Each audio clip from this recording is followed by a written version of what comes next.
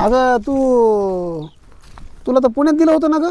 हो, मी पुण्यातच सेटल आहे आणि मी पुण्यातच असते. आता इकडे मम्मीकडे आले होते ना, तर शेतामध्ये चक्कर मारायला चालले होते. हा हा हा हा हा हा. हो आणि तुझ्याकडे तर ते आयफोन का काय होता तसला होते ना ग तू? हो, आहे ना माझ्याकडे आयफोन. ऍक्च्युली तो चार्जला लावलाय मी घरी, सो आणला नाहीये इकडे. आणि ते सोन्याचं काहीतरी गंटन का काय केलं तर पाठीमागं स्टेटस ठेवलं होतंस.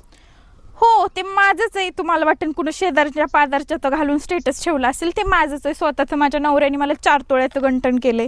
आणि कुठे ते?